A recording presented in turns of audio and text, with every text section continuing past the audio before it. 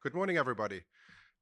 Sorry to interrupt your conversations, but my Germanness kicks in right away if we don't start on time. So I'm doing my very best to suppress it for the next hour. I'm your host today. My name is Sven Fund from Review Your Credits. I'm very happy to present you some exciting colleagues today and their projects that they have been working on over the last years in many cases, in some cases months. We are still missing one speaker though, so you might be out a little bit early here. I don't know yet. Let's see.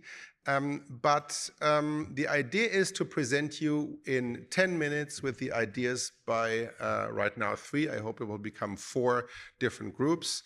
I'll be strict on this. Again, the German element in me. After 11 minutes, I'm kind of cutting off the audio, I guess. I'll try to make sure that we get through the presentations on time, and then afterwards we'll discuss your questions that you might have all together in one go. If we are done earlier, I guess there's no objection to that. Everybody's obviously free to leave then, but not before we are done. So let's get started, of course. So let's get started with the first presentation that has been prepared by Lucy Harrison and Scott Garrison. And Lucy will present about OpenRS to MOBIUS, GALILEO, and beyond. Let's go. And the time is on. Hitting my stopwatch.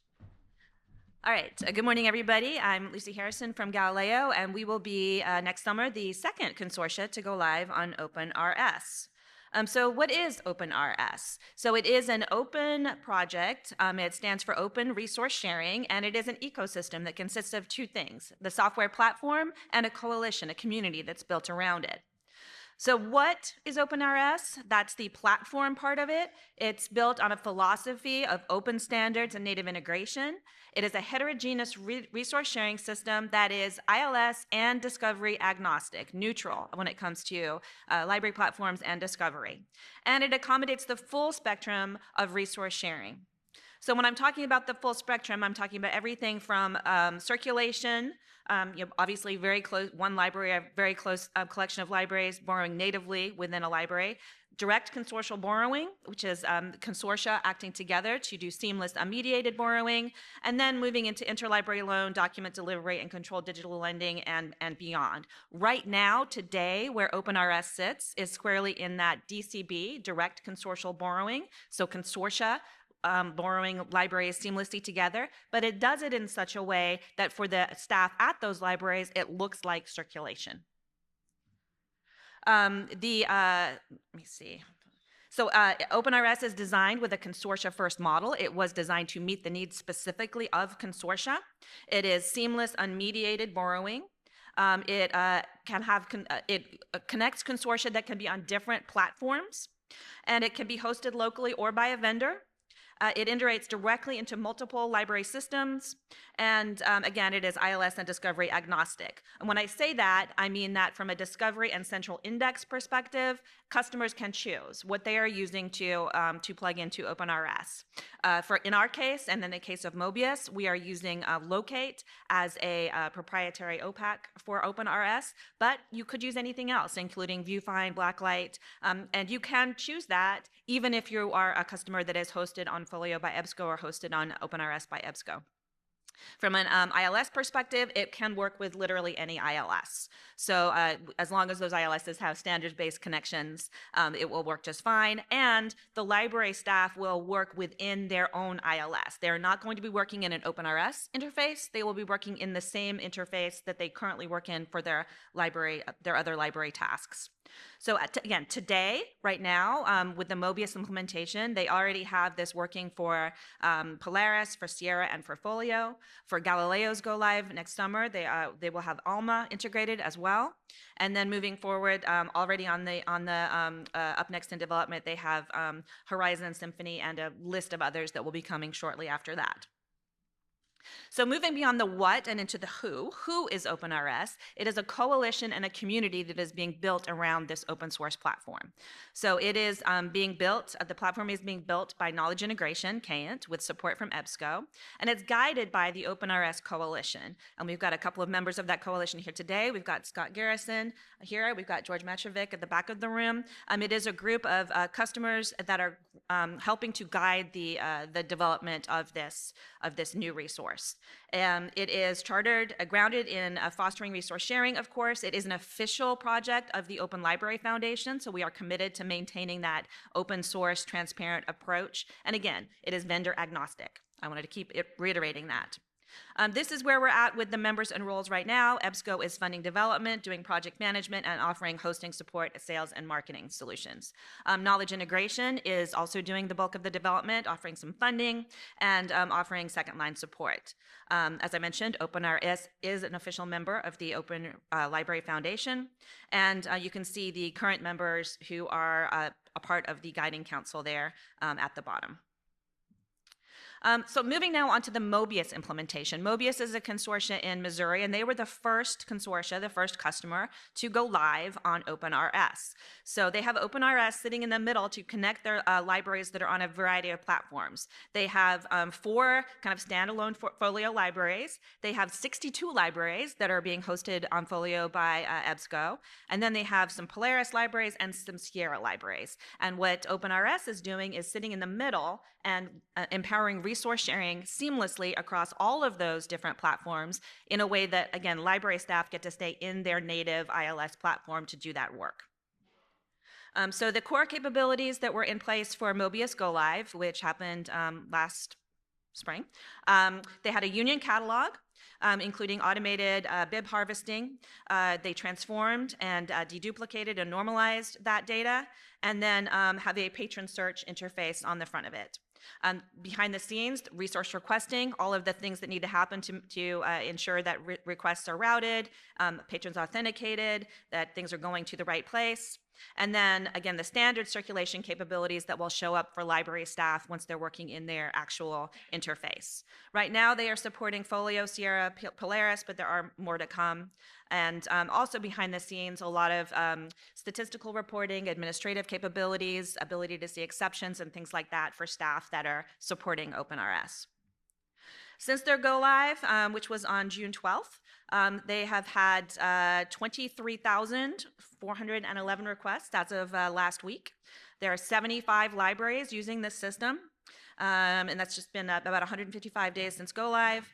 The average number of requests they're seeing come through each day is 160, and that they have a corpus of over 25 million resources that are available within their shared MOBIUS catalog. So this is just a quick look at what it looks like. It's maybe hard to see the screens from the back of the room, but if you go to searchmobius.org, you can see what it looks like. You won't be able to actually place a request unless you are a MOBIUS patron, but this is what it looks like. In the locate catalog, you find a book, and then when you click on that book, it will do a real-time checkup of availability. You can see there that the ones that have availability for requesting are checked in green, and then the patron can place a request. And then the final step for the patron, well, they'll get a confirmation that they have placed a hold on the material. This should look very similar to anybody who ever has empowered patron requesting online. What's different about OpenRS is what it looks like from the staff side now. So in the staff side, it shows up just in their normal ILS. So in this case, this is a staff person who is seeing the request come through in Folio, and it shows up in their Folio request queue. However, if that library were a Polaris library, it would show up in their Polaris request queue. If they were in ALMA, it would show up in their ALMA. It was just part of their normal ILS workflow. So again, I know it's very hard to see, but once they get an alert that there's something that has been requested, they go pull it, they check it in, and there's a notice that comes up that says this needs to be routed to another institution. Once it's been routed, they'll be updated in the system that'll say it's on its way to this other institution. At the other institution, checks it in and says it needs to go to this patron.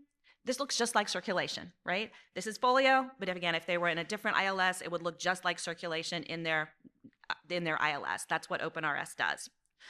When the patron returns it, you check it back in again, and it gets routed back. And of course, there's options to do, to print slips, to do whatever you need to in order to finish out your local library workflow.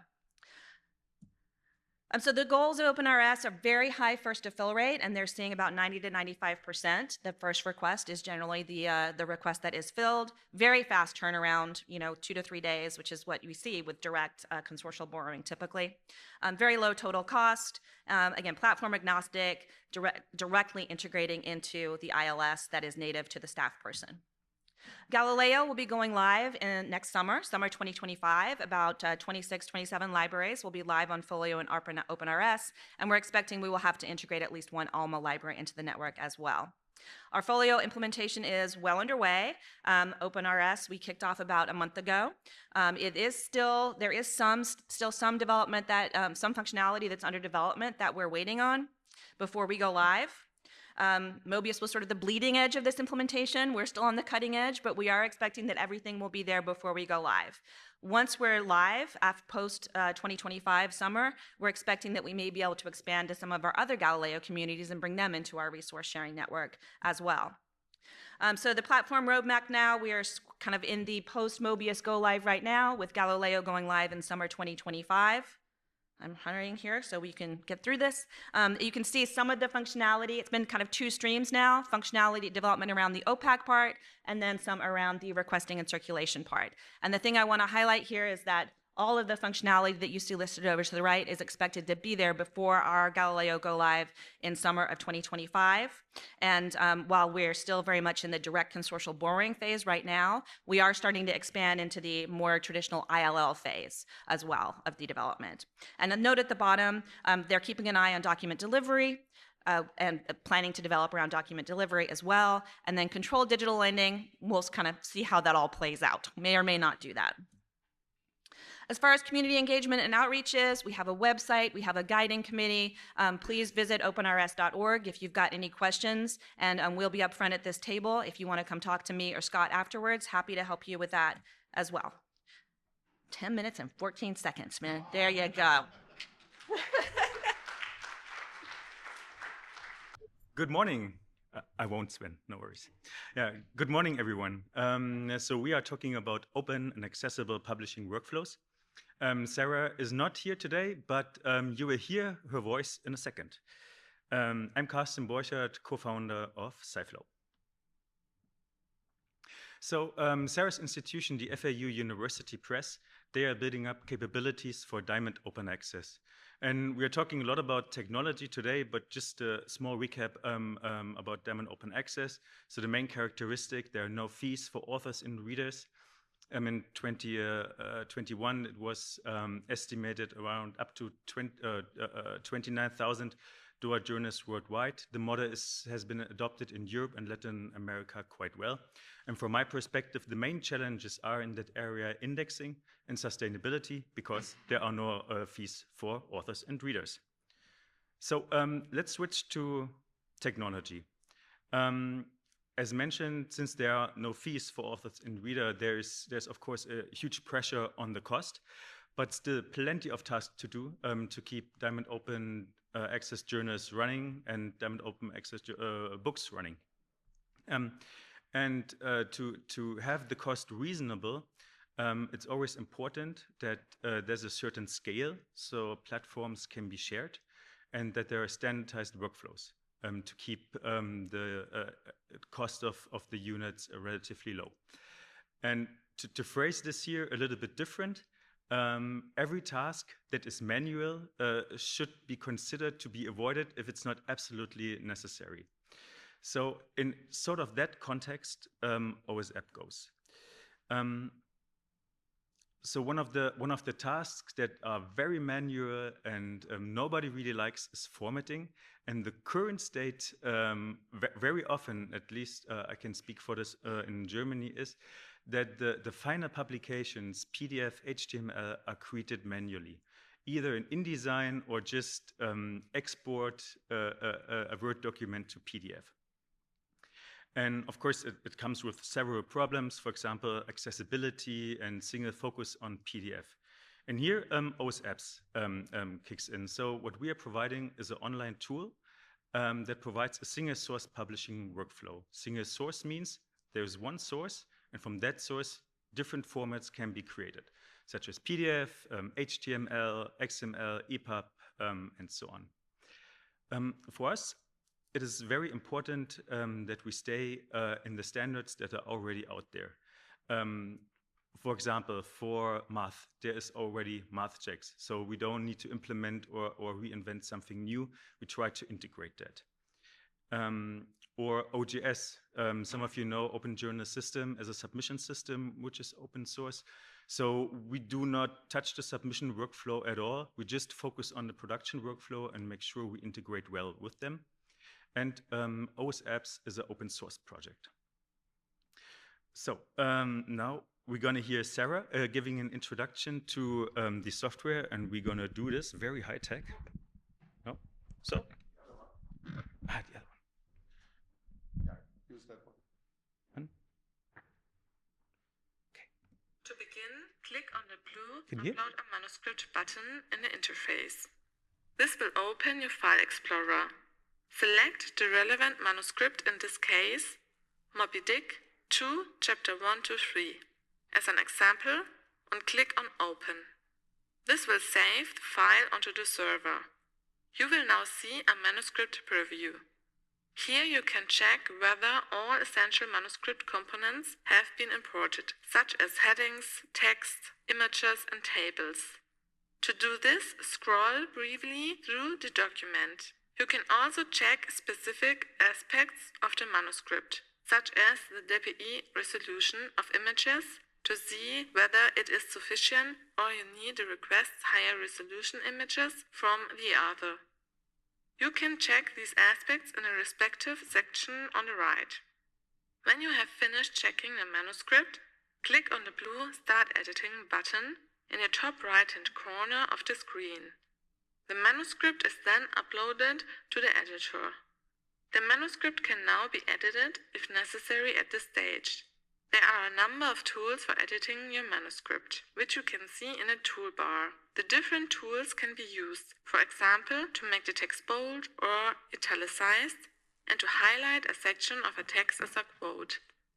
At this point in the workflow, you can also scroll through the document again and check whether all images and tables have been imported correctly and whether all headings have been recognized as such. In the next step, you can create your chapters by clicking on the three dots to the right of heading 1 and selecting numbering. Here you can choose the numbering style, for example, 1, 2. You have to repeat the selection for each heading 1 of the document. This ensures that the numbering style is applied correctly during the export. Once you have changed all the required settings, click on the Save button in the top right-hand corner. This saves your changes to the document. You then have the option of exporting the document. To do this, you must first select a template, which will determine the formatting for your document. In this example, we are going to select the FAU monograph template. When we export the manuscript, it will be formatted to the exact specifications of FAU University Press. Once you have selected the template, you can export the document in different file formats. For example, as PDF, HTML, or CHATS. The PDF is exported via Page.js by clicking on the PDF Page.js field on the right-hand side. Then you can save your file on your local drive. If you want an HTML file, click on the arrow to the right of the Page.js file and select HTML. The same process is also available for CHATS. For a CHATS export, click on the arrow and select Lens Viewer CHATS XML. This opens a CHATS file in the Lens Viewer. Here you can jump between chapters on the right-hand side under Contents. Under Figures, you can view the images and tables of the document. References will display references. The left-hand side of the Lens Viewer only shows the text itself. All right.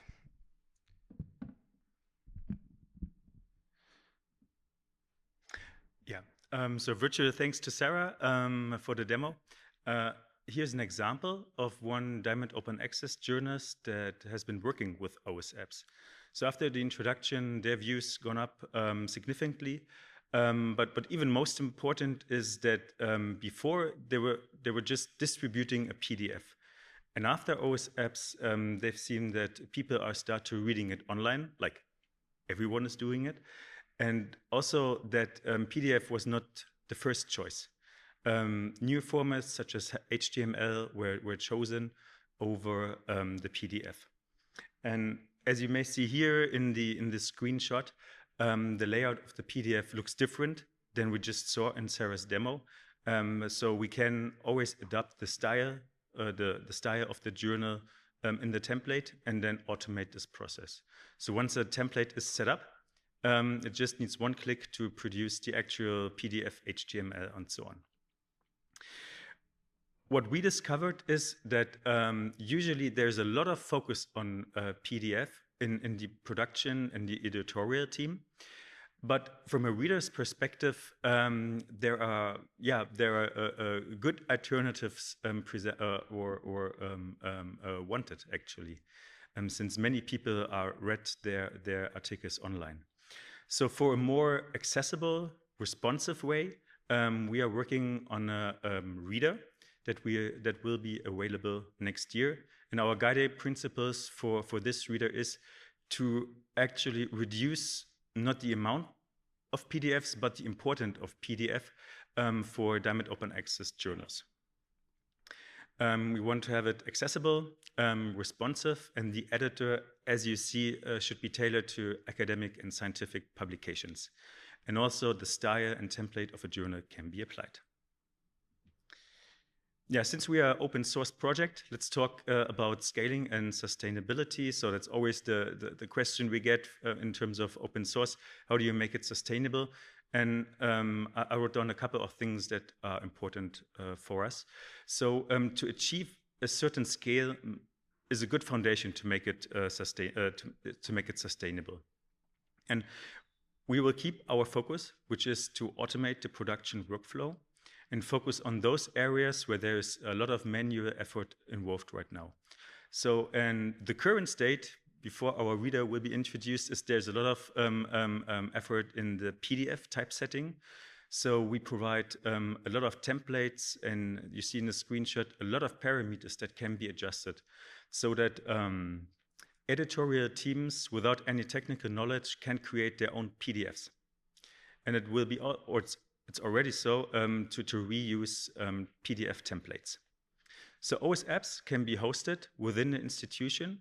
And my company, SciFlow, provides also hosting for OS-APS. And there's also SciFlow Publish, which in comparison to OS-APS offers more automation, editing workflows, and a little bit nicer PDF typesetting as well. And the journal I've just shown you, they are working with OS-APS, and this is a 100% open source workflow. So it really depends on the needs of the journals or the books and their teams, what they want to do. Yeah, so if you're interested in OS-APS, SciFlow Publish, then I encourage you to try out OS-APS. So you will find a demo that you can do yourself on the website. There's no installation, no account necessary. Just give it a try and play a little bit around. And we also have monthly community calls. I think the next will be next week. So if you're interested in that, go to the website as well, sign up for our newsletter, and you will get the link for the community call. Thank you very much, and I hope this was 10 minutes.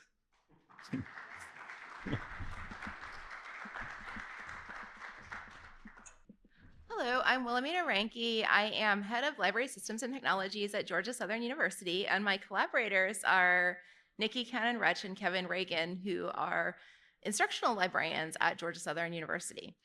They're not here today, but we planned some of this together.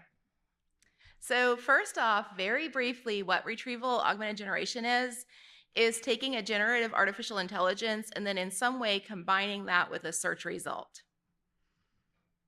RAG solves common problems with generative artificial intelligence. So we'll go through a list of some common problems and then maybe some ulterior motives for using RAG. So first off, artificial intelligences tend to make things up. There's a picture of a lady who looks like a lady, but she has some extra legs.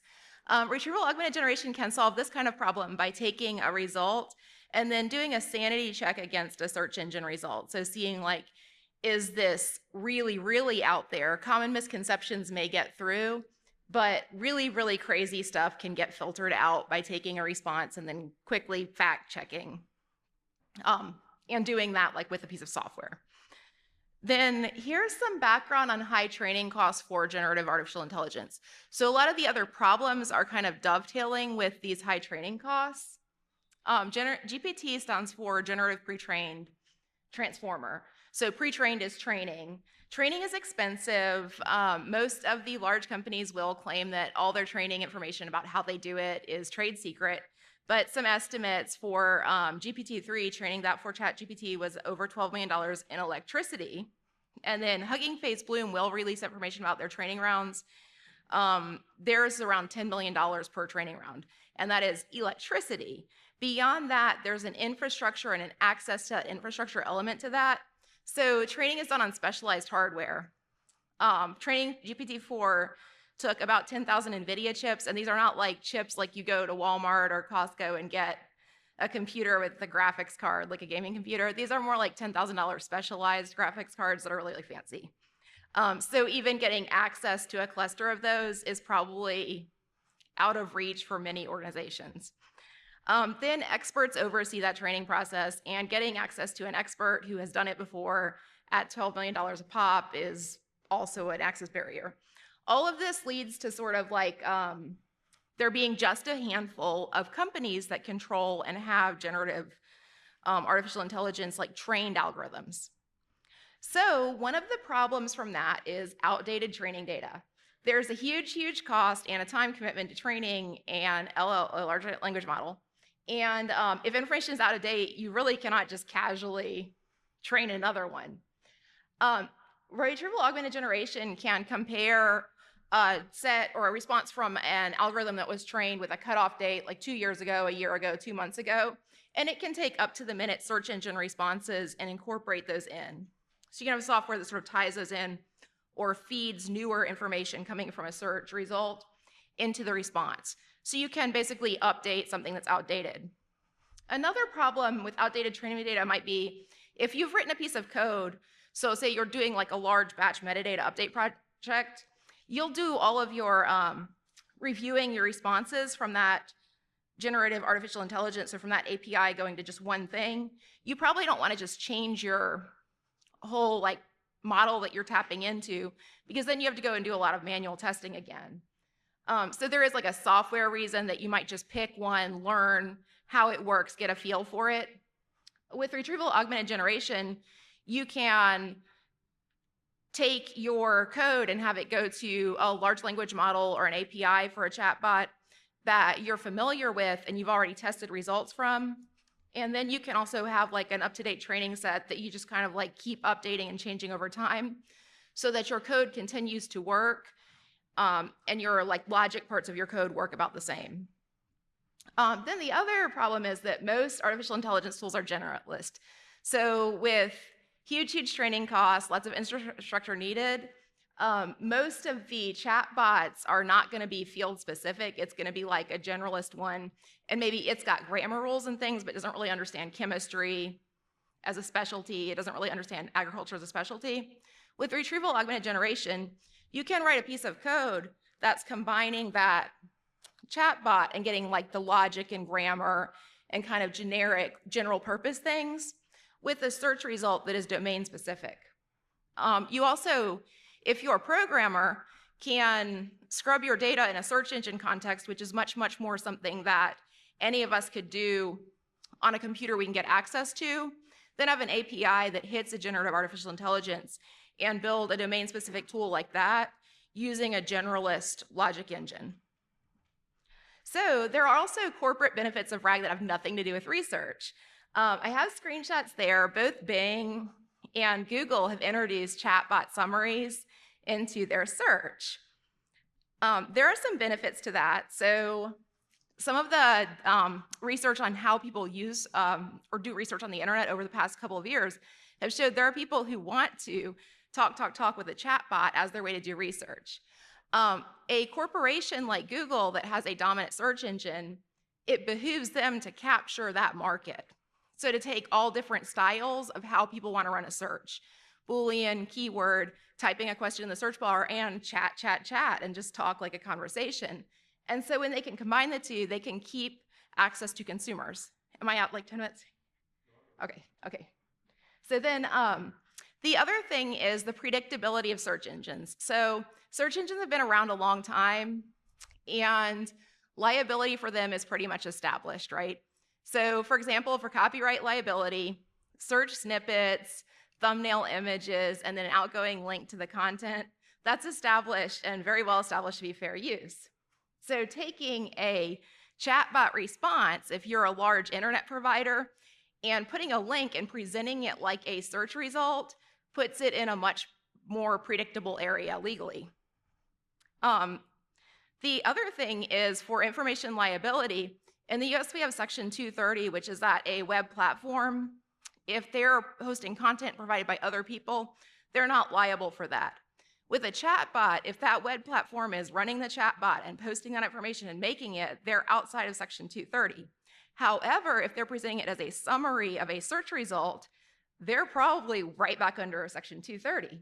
And I have there a link to a news article about an airline held responsible for its chatbot. So his chatbot gave like instructions on this is how you change your ticket. And those are just completely made up, but because the person had screenshots, they had to abide by that. So when you hear about retrieval augmented generation, that's some of the background. It has research benefits, and then it's mitigating some of the problems with generative artificial intelligence. Meanwhile, outside of the research context for these very, very large corporations, so like FANG corporations, there are these benefits that have nothing to do with research quality. So basically like liability and then being able to capture different ways of how people search and capture market share for people who want to talk to a search engine.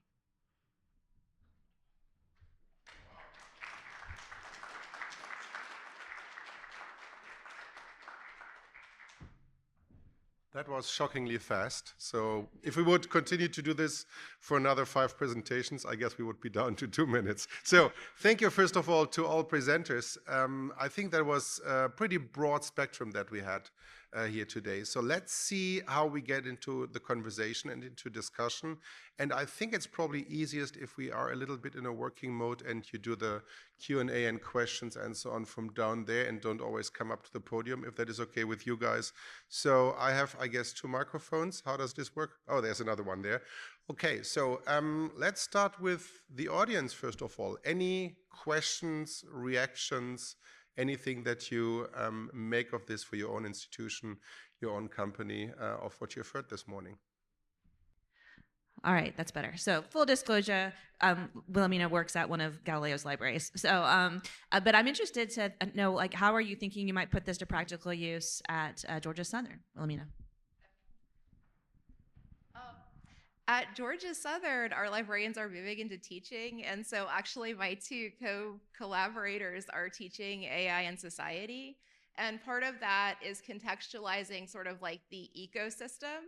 And so basically we're just teaching information literacy and using like some of the aspects of corporate control to sort of like make it more visible to people. If you don't stop us, we'll continue at this table, okay? I have a question for you, Lucy. When I looked at this integration work, basically, that you are doing, if I may say so, from a company perspective, that sounds pretty complex, and it seems there are a lot of APIs and other structures involved. So can you speak a little bit more to the governance of these relatively complex projects? I've seen, as a background to that question, I've seen implementation of ILS systems, for example, in German states where a lot of universities are involved, and it seemed it took them years, if not decades, to implement this. So what's your experience? What are the major integration hurdles right now? And then as an add-on question to that, talking about AI, is there anything that can help there in the future which is not available yet, but we see on the horizon, gosh, if we would use this technology, if we could use these approaches, that might be a help in integrating these complex systems? Okay, those are two very different questions, and I'll give Scott an opportunity to jump in here as well. But I would say that for the integrations, I did mention sort of in passing that we can integrate with any ILS, assuming that it is standards compliant, right? So that is one of the hurdle is that whoever you're trying to integrate with has to be open to integrating. So far, everybody that OpenRS has tried to partner with has been open to that. I will say that in a practical perspective, you would think that every Polaris system, every Polaris library, you build it once and then you're done, right? No, actually, it's a little bit more bespoke than that. There is some massaging that needs to be done, is my understanding, for each library. So that is another hurdle. But we've seen the same thing with Open Athens connectors, for example. This is not unique to OpenRS. It is something that standards can only get you so far. Sometimes you have to make that last kind of hurdle yourself. Let me give Scott a chance to weigh in. You don't have anything to add to him? Okay. As far as the AI perspective, we're not currently using any sort of AI with this. It is we're building, right now for the direct consortial borrowing, it does require the harvesting of the records and building a union catalog so that you can, match against that when you're looking for resources. We have talked about whether there might be a future where, especially as we move into the ILL phase, where that's not necessary, where you don't need to have a central catalog, where you could perhaps use search or augmented search or AI to identify which library holds a particular record and then request it. Beyond that, we had some conversations, and not just with OpenRS, but with other open source projects that are going on around potentially using AI to generate new metadata in a way that would be open and shareable, that some of our metadata is not necessarily today as open as we would like it to be. Thanks. Questions out there? Or you're just enjoying our chat over here?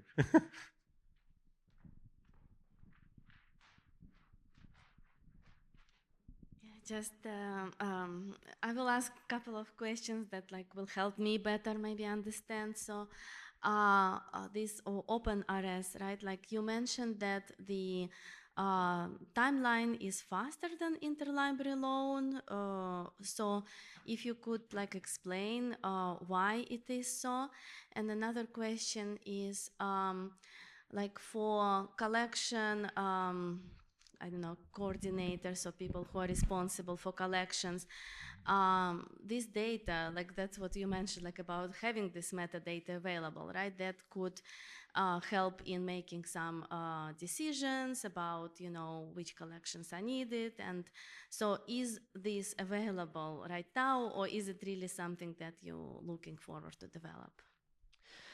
So the reason that it was faster than traditional ILL is because it's really extended circulation and not interlibrary loan. It is unmediated, which means that the request happens automatically, so it doesn't require a staff member to go in and fix anything and coordinate it and then wait for another institution to respond and say, yes, we'll fill it. These are organizations that have already come together, put their records in one place and said, if you request it, we'll supply it. So that's kind of the reason why it's faster, and you can have that turnaround time because it is really more a circulation function than an interlibrary loan function, and it's unmediated. So I'm sorry, what was the second question?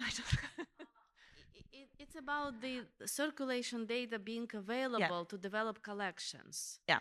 So that is a theoretical use case that certainly could be used for that. There is sort of an analytics aspect to OpenRS. It is not being developed right now for collection development purposes, but it is potentially something that could be used for that role down the road. In the case of Galileo's implementation, our libraries are, with one exception, going to be all folio libraries. So we will be using the OpenRS locate catalog, not just for resource sharing purposes, but also as a traditional union catalog. So we are expecting that we will be able to use folio and our panorama add-on to Folio to do some of the things that you're talking about. And underlying it is really all of the same data. That is, I don't want to speak for MOBIUS, but I don't think they're looking at it as a collection development tool at this time. Thanks for the presentations. My question is for Wilhelmina. When you look at Gen AI and RAG search becoming more integrated with the library platforms, do you envision users not going to the original source as often, and do you see that impacting the business and licensing practices of the libraries? Well, I think people would have to go to the original source to cite it if it's faculty doing research or PhD students, which is for specialized databases, much of the usage is my impression. And so I think people are going to go to the original sources. When it comes to how it will affect licensing processes, if you're seeing a vendor advertise an artificial intelligence tool, there are two things that might be. First off, they might be just rebranding something they already had and calling it artificial intelligence, but it's not. The second is they might be paying for an API to one of these large tech companies. So there's a proliferation of artificial intelligence tools, but they're mostly just using an API to hit like the same big 8 companies' tools. That charge has to be passed on to you. A question about the RAG systems then. Because it's a retrieval augmented generation, so it's basing the new generated text on some fixed sources that it's found through a search system. Is there still the chance that it will misrepresent those sources? As in an article that discusses a lot of different things, it may only report on one part of it, or... Oh, absolutely. Yeah. And if you think about like what kinds of misinformation combining with a search is going to fix, you can think about like a common misconception, like Marie Antoinette saying, "Let them eat cake," which is not true, but it's in a lot of sources. It's not going to fix that, but it will fix like, women have 18 legs, or like just something that's just completely made up. But yeah, if there's something that is sort of like a related thing, or something like that, it will probably still do those things. It's just that we as a society are more used to that. Like we're used to, let them eat cake is something Marie Antoinette said, and then we have like, ways to handle that, whereas we're not used to like women have 18 legs. Any further questions to your local library beyond 18 legs or not for women? Any questions? If not, oh yeah, here's one. Cool. I was just curious about, you said your librarians moving into more of a teaching role about sort of information literacy. I was just curious, like some of the key points you make to your students about AI and how much you go into the difference between RAG and consumer-facing tools. So I don't teach, and at this time, the vast majority of instruction is one-shot instruction sessions. So we have like one course that we're teaching right now. I want to say that there's something called ACRL, Information Literacy Framework. I don't know if there's like show of hands who knows what that is. Okay, so that was developed and released in 2015, and it was a response to large amounts of just search engine optimized content farm type things being released on the internet. So like maybe like a bunch of low paid bloggers or like people writing posts on, with getting a small payment from Fiverr or something. But a lot of it was to deal with like large amounts of misinformation. When you have a generative artificial intelligence making something up, it is not necessarily like, it doesn't matter what your source is. Those same strategies are completely transferable. So a lot of what we're teaching is just really core, the ACRL's framework for information literacy, which you can Google and find tons of resources. And a lot of it is like one-for-one transferable to working with outputs of generative artificial intelligence. And I don't teach, but that is like what most of the research sessions are about, or about doing API citation. Yeah, which you find a resource when you do it right. Hi, Elliot Hibbler, Boston College. Since you this is about RAG. Since you mentioned corporations using RAG and then tying it to an API from like OpenAPI or or Gemini, that type of thing.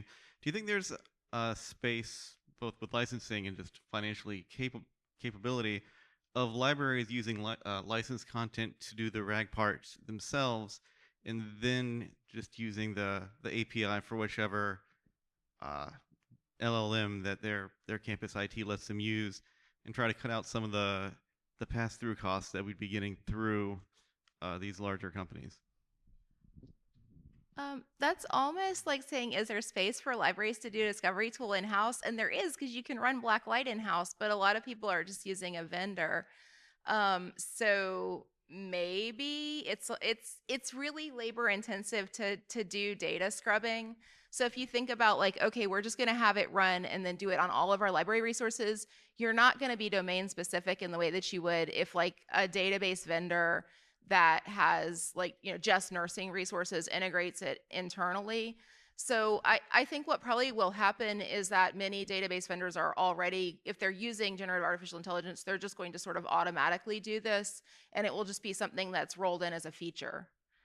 And it's similar to how, like even the fact that you see a citation in an article in a database and you can click it and link, a lot of that was just somebody wrote a script to recognize citations and identify them. Optical character recognition was the cutting edge artificial intelligence like in the 1960s, right? It is like looking for patterns and finding those patterns again. I think it'll just be rolled into things, and it'll be like the search gets a little better, or you have like a new feature pops up, and it's almost like an incremental change that you hardly notice. Thank you to our wonderful speakers for putting the time into presentations and innovating, and I guess keep innovating. And thanks to you all for questions and comments. Thank you very much, and enjoy the rest of the day.